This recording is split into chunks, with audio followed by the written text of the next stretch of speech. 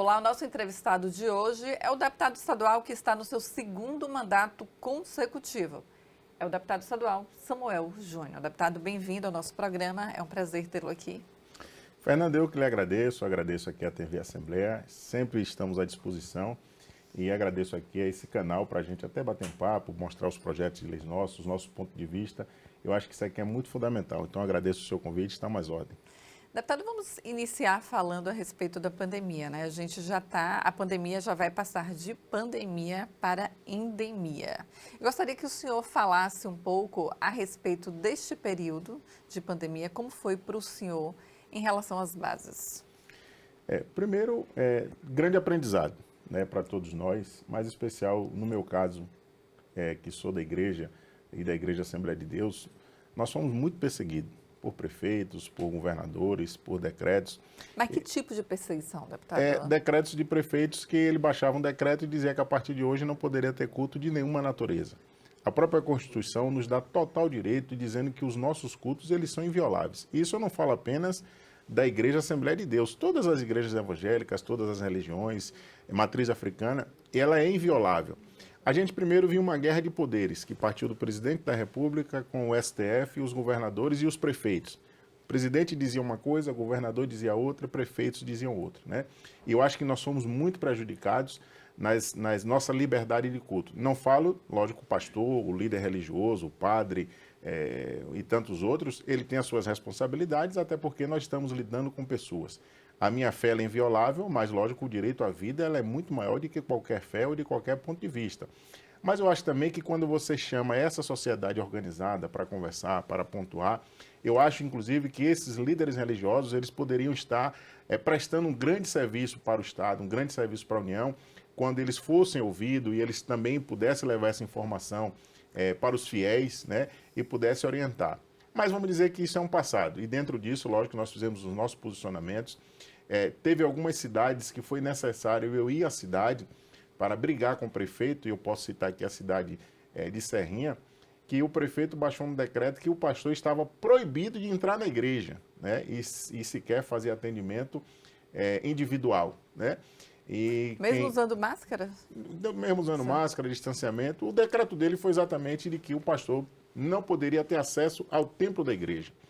Eu sempre digo, Fernanda, que quem participa de igreja, e respeito todas as religiões, a gente tem algumas pessoas que eu posso usar uma expressão que são aquele fio desencapado. E aquele fio desencapado, ele precisa de um cuidado diferente do fio que está totalmente coberto, né?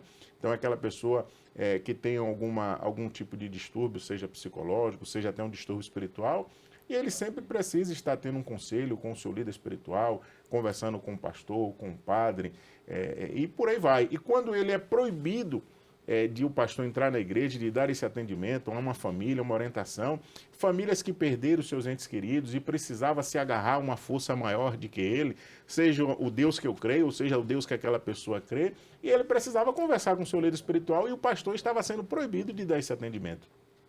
E por algumas vezes nós tentamos contato com o prefeito, sem sucesso, e foi necessário eu ir à cidade e criar posso usar assim até uma colocação, uma confusão, e depois da confusão que nós criamos, nós fomos ouvidos pelo prefeito, pelo comandante da Polícia Militar, e viu que era um exagero que o prefeito estava fazendo. Mas durante a pandemia houve cultos, deputados? Não. Houve culto. Não. Lógico, se eu tenho, dentro do que estabelecia as restrições impostas pelo Estado, de 50 pessoas, de 100 pessoas, nós estávamos realizando os cultos dentro dessa capacidade. A igreja, que era muito pequena, que a gente tem igreja de todos os tamanhos, com 10 pessoas, com 15 pessoas, a igreja, e aí eu volto a dizer, eu gosto muito de fazer essa colocação, para não achar que o deputado Samuel apenas defende a igreja a qual ele participa.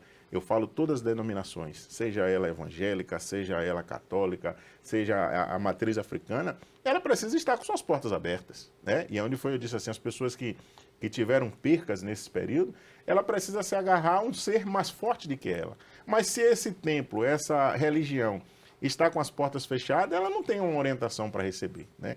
Então eu acho que houve um exagero da parte dos nossos governantes, e eu não posso deixar de me manifestar, me manifestei no período da pandemia e vou continuar me manifestando caso haja necessidade. Desculpa te interromper, mas o senhor acha que teve também uma preocupação política, deputada? Eu Ou acho, o senhor acha que eu a acho que houve uma gestão também, preocupação houve uma muito mais. gestão mais política do Eu acho que que... houve uma gestão muito mais politizada. Eu Ah, acho que os prefeitos nunca receberam tanto poder, os gestores nunca receberam tanto poder dado pelo STF, e eles eram sem limite, né? Então eles achavam que eles eram o dono da razão. Eu reconheço que ninguém tinha uma bola de cristal como lidar com essa pandemia, mas eu acho que houve exagero de todos os lados, né? Do governo do estado, de prefeitos. Inclusive, eu estou aqui hoje no parlamento, estou deputado, e eu falo isso aqui porque tive o prazer de falar ao presidente de que até a própria Assembleia, a Assembleia ela não tinha que fechar as portas, a Assembleia tinha que estar de portas abertas. Os funcionários que não podiam vir, aqueles que tinham as suas idades avançadas, e a gente respeita, limitar, fazer uma tabelazinha de quem podia participar, mas o parlamento funcionando de forma virtual. Isso não é o calor da política. A política, a gente precisa estar aqui. A gente viu, por exemplo, a Câmara de Vereadores em Salvador estava funcionando, a Câmara dos Deputados sequer fechou um dia. Né? Quer dizer, os deputados que não queriam ir para Brasília para participar da sessão presencial, ele tinha sim a opção online, né? Mas a Câmara estava aberta. Então, eu acho que quando o poder ele fecha a porta, ele está dizendo que eu pouco estou me lixando o que está acontecendo lá fora. A gente tem que estar com as portas abertas para que eu possa ouvir a demanda dos municípios, a demanda do povo e a gente trazer solução. deputado, em relação aqui à Assembleia Legislativa, durante o período da pandemia, também foi se votado muito projetos, né, para o combate da pandemia. Foi se votado muito projeto, Fernanda, mas não houve discussão desses projetos. A gente, por exemplo, aqui batemos decretos em quase todas as cidades, mas será que havia necessidade desses decretos em todas as cidades? E ainda que agora nós renovamos mais uma vez esses decretos de calamidade, será que não seria um processo agora de nós fazermos uma investigação ao certo, como é que está esses municípios, se há essa necessidade? Porque quando eu baixo esse decreto, eu estou dizendo ao prefeito que ele pode continuar fazendo o que está na cabeça dele, ele pode estourar os gastos lá, ele pode não se enquadrar na lei de responsabilidade fiscal, e a gente sabe que há muita irresponsabilidade num processo como esse, né? Então eu acho que a gente, como parlamento, que somos os fiscais do povo, eu sempre digo que a Bahia são 15 milhões de habitantes. São escolhidos 63, entre homens e mulheres, para estar aqui representando esse povo. Então a responsabilidade é do parlamento estadual, de fiscalizar as ações do prefeito, de dar essa legalidade a ele para que ele continue fazendo essas ações, né? Então eu acho que a gente, como Assembleia, a gente precisa tomar um cuidado, porque amanhã, em uma manhã muito próxima, nós seremos cobrados pelas nossas ações, né? Ou pelas nossas ações, ou até pelas nossas omissões, né? Então é por isso que eu acho que a Assembleia ela tinha que estar aqui aberta para que os deputados viessem para aqui, discutir aqui. E aí, lógico, aqueles deputados, os mais velhos, a gente tem alguns deputados que são mais maduros, eles ficassem em casa, mas os deputados mais novos estivessem aqui, aqueles deputados que têm comorbidade, como também funcionários que têm comorbidade, eles fossem isentados de estar na Assembleia, mas o parlamento precisava estar aberto. Deputado, o senhor tem um projeto de lei que pede, o projeto de lei do senhor pede a proibição do passaporte vacinal, não é isso?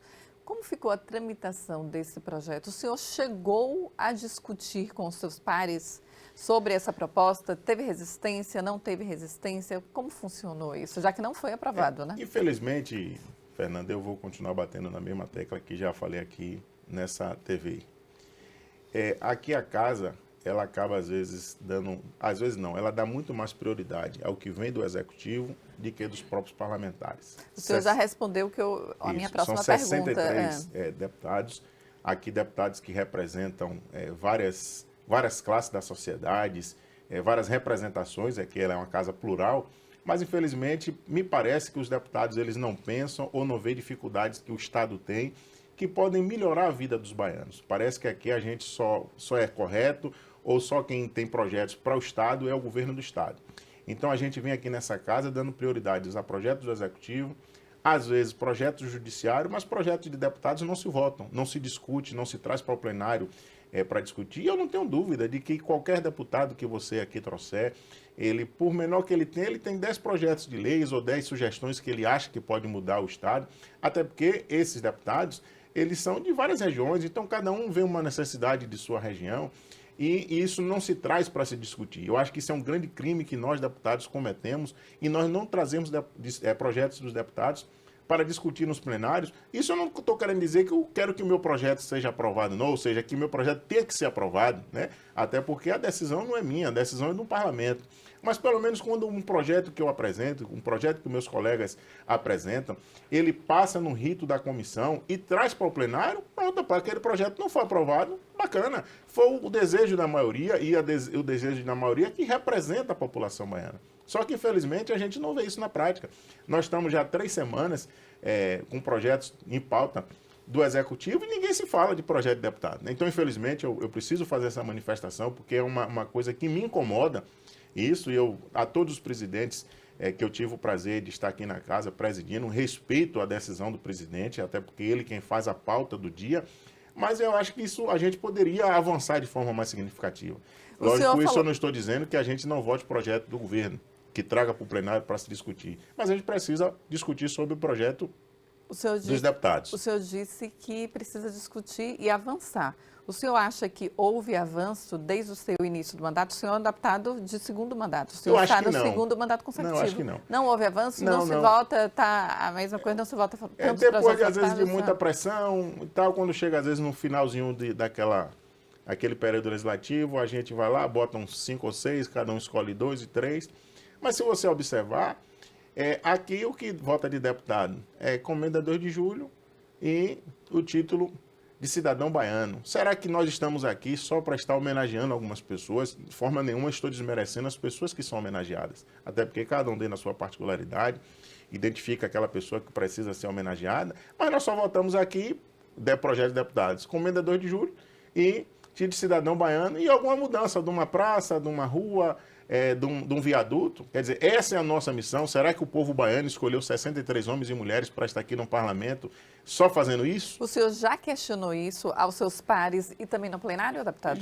Já questionei, já falei e tal, mas eu fico naquela de que talvez será que eu estou sendo inconveniente com os meus colegas deputados? Ou será que todo mundo concorda que continue sendo dessa forma, né? Então, eu acho que isso é um crime que nós cometemos.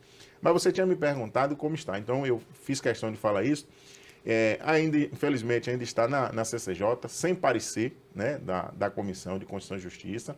Eu espero que a comissão dê o parecer, porque a comissão cabe fazer o papel dela, que é provar se o projeto está dentro da Constituição ou não, né? E, infelizmente, às vezes até dentro da própria CCJ, a gente vê deputado, apesar do projeto ser constitucional, ele dá o parecer negando um projeto, né? Porque ele acha que aquele projeto não deveria estar ali. E a missão dele não é essa. Eu fui membro da comissão e todos os projetos que eu relatei, que às vezes até ia de contra aquilo que eu acreditava como cristão. Mas a mim não cabia, naquele momento, dizer se o projeto estava ferindo a minha fé ou não. A mim cabia dizer se o projeto era constitucional. Então, explica para o telespectador o que é um projeto constitucional e o que é um projeto inconstitucional dentro do Parlamento baiano. O projeto constitucional é aquele que está adequado à nossa Carta Magna, que é a Constituição Federal. É ela quem nos norteia, né? Lógico que a gente tem o nosso regimento interno, a gente tem a Constituição da Bahia, e inclusive na Constituição da Bahia diz que nenhum deputado ele pode criar um projeto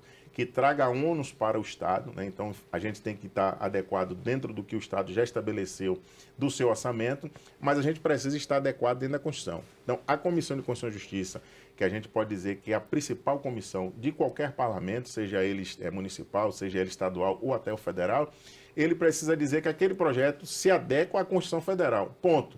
Daí para frente, já é uma outra discussão dentro do parlamento, né? Então, essa adequação. E, infelizmente, eu volto a dizer, a gente vê uma certa politicagem dentro dessa comissão que não era para existir. E esse projeto que o senhor apresentou, que é o fim da exigência, né, do passaporte vacinal, ele é constitucional, né? Porque ele não vai trazer nenhum ele custo é constitucional, ou não. Primeiro que o que a própria Constituição diz é que a União ela tem a responsabilidade de providenciar a vacina, mas cabe ao cidadão o direito dele de dizer que eu quero me vacinar ou não. E o que nós estamos vendo aqui no nosso estado e em vários outros estados, em vários municípios, é os nossos governantes exigir que a pessoa tome a vacina sem a pessoa querer tomar a vacina. Eu tomei as 2 doses da vacina e vou tomar a terceira, mas foi uma opção pessoal minha. Mas aí quando eu digo que aquela pessoa se não tomar, e a gente viu aqui em exemplo no nosso estado, infelizmente, funcionários que optaram em não tomar vacina, não tiveram a sua remuneração não recebeu a sua remuneração.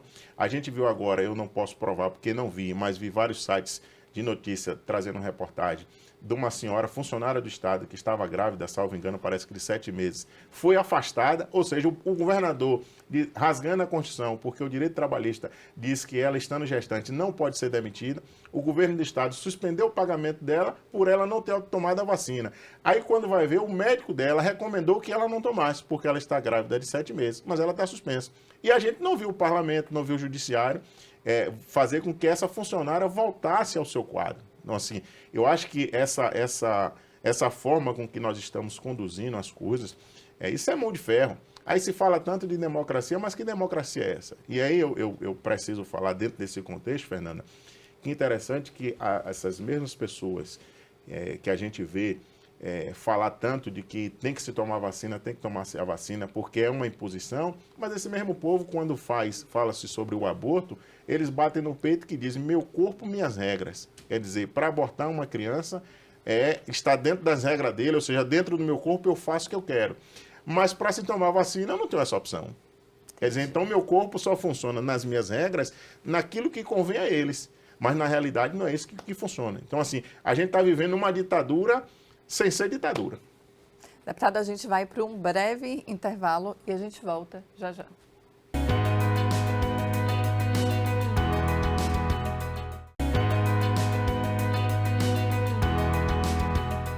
Voltamos com o deputado estadual Samuel Júnior. Deputado, voltando aqui, a gente já vai iniciar esse segundo bloco falando sobre política. E sobre um tema que foi polêmico, né, que estava em todos os blogs, em todos os sites de notícias, de jornais, que foi o pedido de expulsão do senhor do PDT. Como foi que surgiu esse pedido de expulsão? O senhor está no partido há 4 anos, né? Foi porque o senhor participou de que houve esse pedido? Fernanda, eu não posso lhe responder sem voltar alguns janeiros da minha vida.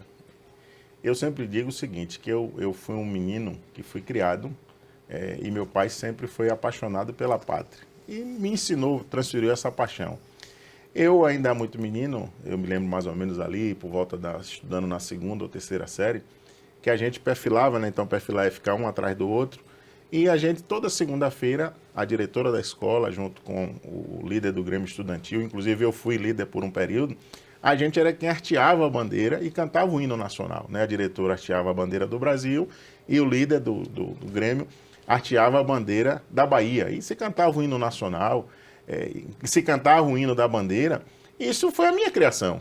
E quando chegava no período de 7 de setembro, inclusive ali na Avenida 7, Carlos Gomes, era uma coisa assim que meu pai sempre que podia, meus pais, levavam a mim e meu irmão para a gente ver aquele desfile tão bonito, né?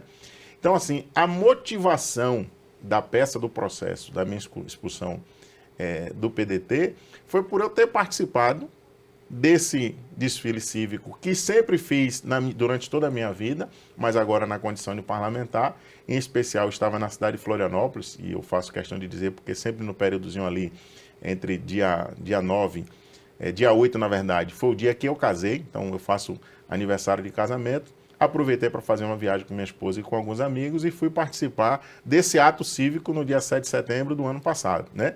Mas para o meu partido, o qual eu estou ainda, que é o PDT, entendeu que eu estava participando de um ato antidemocrático, né? Mas por que eles falaram isso? Tinha algum cunho político? O que foi que aconteceu, deputado? Não, se tinha cunho político, que eu acho que tinha, mas era um ato que, para a vida de Samuel Júnior, foi comum. Entendi. Fui participar de mais um ato cívico e tal, né?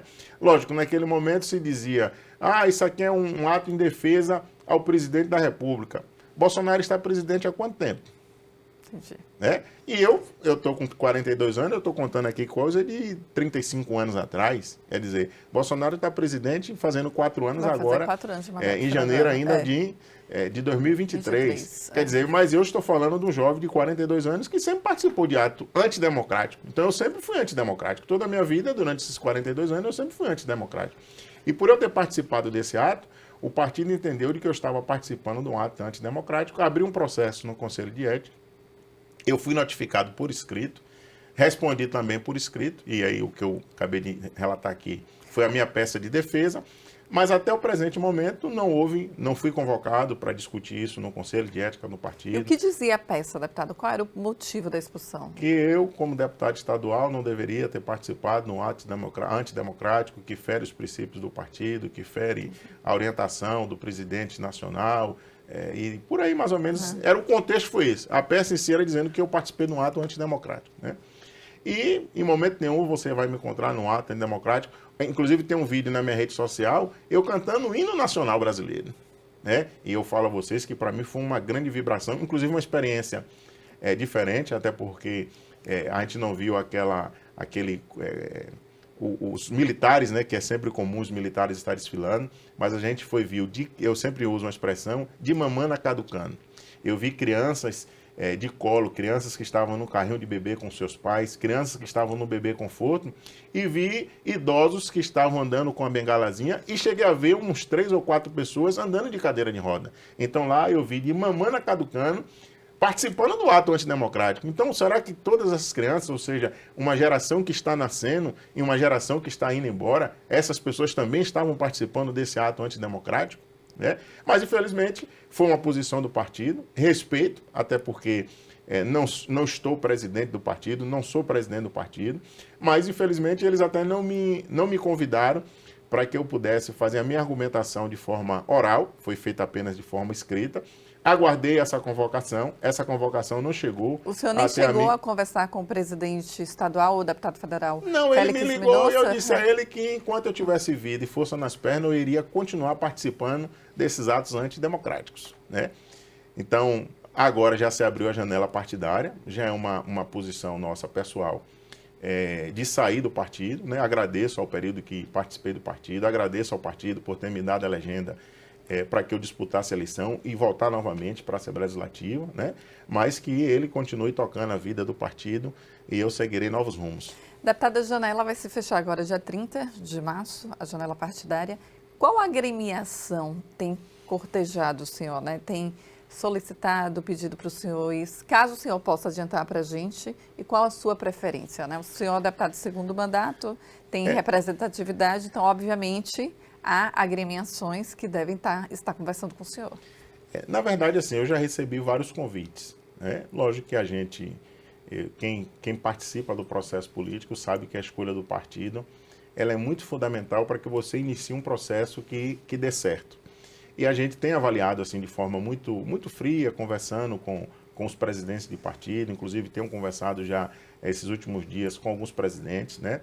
Lógico que com esse fato novo em especial que aconteceu, nunca escondi de ninguém que tem uma grande simpatia pelo PP, pela liderança de João Leão, pelos colegas que tenho, né? Aqui eu sempre deixei muito claro que eu sou amigo pessoal de Nelson Leal, uma pessoa que eu tenho extremamente um carinho. Então, assim, há uma possibilidade de estar no PP. Lógico que a minha conversa com o João Leão e com os líderes partidários, isso se deu mais ou menos uns 4 ou 5 meses atrás e foi feito um convite, inclusive pelo próprio João Leão, para que eu estivesse, né? Lógico que existe um fato novo agora que a gente vai ver nesses dias essa conversa, né? Mas, assim, eu não posso ainda lhe precisar o partido que vou exatamente ainda por essa indecisão. Mas a probabilidade, então, maior é de 90% ir para o PP? Eu não digo essa probabilidade porque eu não tive uma conversa com o Leão depois desse novo fato, né? Então, eu não sei qual foram os acordos, como é que está o espaço, como é que estão as pessoas que ali estarão disputando a eleição. Eu tenho um parceiro que é o pastor Alex, inclusive hoje deputado federal, fomos juntos para o PDT. Na eleição agora que nós estamos, eu tive 64 mil votos, Alex teve 63. Nós somos intitulados dentro do nosso segmento pela dupla café com leite, né? Então, eu já representando o leite, eu representando o café, ele representando o leite, com um camarada muito claro ele, então a gente brinca assim, a dupla café com leite. Então, assim, o nosso desejo é que nessa próxima legislatura a gente também possa estar no mesmo partido disputando a eleição. Lógico, é por isso que a gente acaba analisando assim de forma muito fria, porque possa ser uma situação que me caiba, mas seja uma situação que não dê para o Alex, né? Então, a gente está avaliando. Mas vocês podem ter certeza que nesses próximos 8 ou 10 dias a gente já vai tomar essa decisão. O pastor Alex, ontem, inclusive, ele já pediu a sua desfiliação do PDT, coisa que eu ainda não fiz, né? Então vou aguardar um pouco mais até para para aguardar, mas ele já fez esse Por que o ato senhor de está desfiliação. aguardando, deputado? Estou aguardando porque, na verdade, você não precisa nem fazer a sua desfiliação. Quando Entendi. você faz uma nova filiação, antigamente, na lei eleitoral, dizia que você teria que fazer uma desfiliação para fazer uma nova, até para não dar dupla filiação, e a gente viu várias pessoas, inclusive, tiveram problemas na eleição por dar essa dupla filiação. O que a legislação eleitoral diz agora é que quando você faz a sua filiação num novo partido, a sua desfiliação naquele que você estava, ela cai automaticamente. Ele quis fazer um ato, né, até para que ficasse mais à vontade, dentro das suas discussões, né, dizer que de fato já não pertencia mais ao quadro do PDT. Mas no meu caso é só uma questão mesmo de tempo e de dias, né? Como aqui, inclusive na Assembleia, a gente tem uma configuração que ela é dividida por bloco, então como eu estou, inclusive, líder do bloco de um partido, que é no caso o PDT, então é uma decisão que eu posso tomar um pouco mais para o final, até para que eu não venha trazer nenhum tipo de problema para os meus colegas que fazem parte do bloco. Deputado, o senhor falou a respeito do fato novo. Obviamente, todos aqui conhecem que a política entrou, né, em erupção aqui, a política baiana, que foi o rompimento do vice-governador da Bahia com o atual governador João Leão. Eu queria que o senhor falasse um pouco a respeito disso, o senhor que é do PDT. O PDT atualmente está na base de Assemineto, né, do prefeito Bruno Reis. Mas há uma certa negociação, mas surgiu o nome do Félix Mendonça com a possibilidade dele ser candidato ao Senado, mas João Leão já está como postulante ao Senado amanhã, inclusive vai ter até uma coletiva de imprensa a respeito disso. O meu questionamento é o seguinte, o senhor acha que o PDT, onde ele irá seguir? O governo ou a oposição? Eu sei que o senhor vai deixar a agremiação, mas o senhor ainda permanece na legenda. Então, se o senhor puder nos dar essa opinião, seria interessante. Primeiro, eu acho que a relação do PP com o governo do Estado, ela já é uma relação que a gente percebia que já vinha com arranhões, né? E eu acho que qualquer relação que ela tem arranhão, tem algum tipo de desconfiança, tem alguma coisa... nesse sentido, eu acho que o melhor ponto é parar para conversar, se ajustar ou se separar, né? E eu acho que foi isso que aconteceu. Em relação ao PDT... eu, lógico, não posso lhe fazer nenhum comentário em especial do PDT. Primeiro, que não representa o partido como presidente. Segundo, por essa arranhão que também a gente já vem há alguns meses, em momento nenhum eu fui chamado para nenhum tipo de conversa, para nenhum tipo de acordo. E deixo muito bem claro que nem no acordo do juntamento do PDT com o Bruno Reis em Salvador, eu não tenho conhecimento de nenhum parlamentar estadual, nem inclusive o pastor Alex, que é o deputado federal, ter participado de nenhuma conversa, de nenhuma tratativa sobre isso. Nenhum deputado estadual participou? Eu, pelo menos, estou lhe dizendo nenhum, porque tanto eu quanto os dois deputados que representam aqui na Assembleia Legislativa, eu consultei todos os dois e eles me disseram que em nenhum momento foram chamados para tratar sobre esse assunto, né? Em relação ao PDT, não está na base, inclusive os deputados fazem parte da base do governador Rui Costa, porém o partido foi retirado, né, por uma decisão do governador. Eu fico só preocupado que essa candidatura posta do deputado Félix, apesar de eu respeitar muito ele, respeitar a sua trajetória, a trajetória de seu pai, mas eu não vejo essa musculatura do deputado Félix ir para uma chapa sem grupo. Ele não tem os 3 deputados que não vão acompanhar ele, os deputados estaduais. Ele não tem outro colega deputado federal, que é o pastor Alex Santana, que também não acompanha ele.